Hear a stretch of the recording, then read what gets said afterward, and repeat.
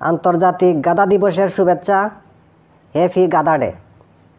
আচ্ছা, তোর কাছে একটা প্রশ্ন রাখতে চাই, এই গাদা দিবসটা আবিষ্কার করলো কে? এই গাদা দিবস যে পালন করা লাগবো, এই সিদ্ধান্তটা খেয়ে দিল? আমরা গাদা সম্প্রদায়ের প্রেসিডেন্ট আছে না, সভাপতি ওই যে বড় গাদা কয়, বড় গাদা, ওই বড় গাদায় বিশ্ব গাদা দিবস আবিষ্কার করছে। হ্যাঁ। আচ্ছা, এই আন্তর্জাতিক গাদা দিবসে আমরা যারা মানব জাতি আছি, মানুষ আছি, এই গাদা দিবসে আমরা মানুষের কি দায়িত্ব, গাদা দিবসে আমরা কি দায়িত্ব পালন করতে পারি?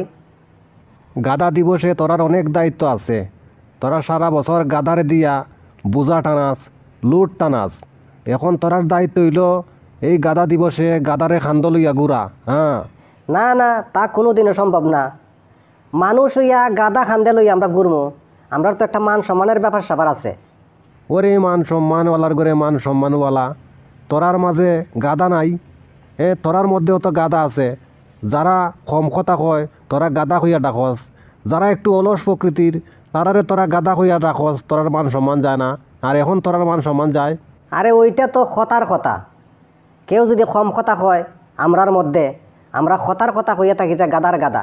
কেউ যদি খাজে একটু দেরি করিয়া আয়, আমরা খতার কথা কইয়া থাকি যে গাদার গাদা।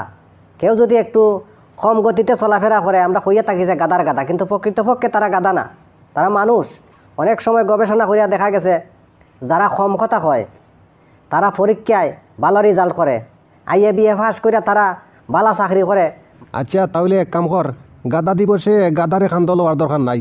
তোরা এক কাম কর, গাদা দিবসে তোরা গাদার খান্দে উঠিয়া তোরা গুড়, গাদারে লইয়া গুড়, এইটাই বালা, তোরার মান সম্মান নষ্ট হইতো না। হ্যাঁ।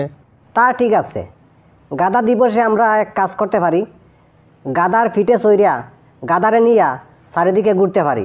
এইটাতে আমি রাজি আছি।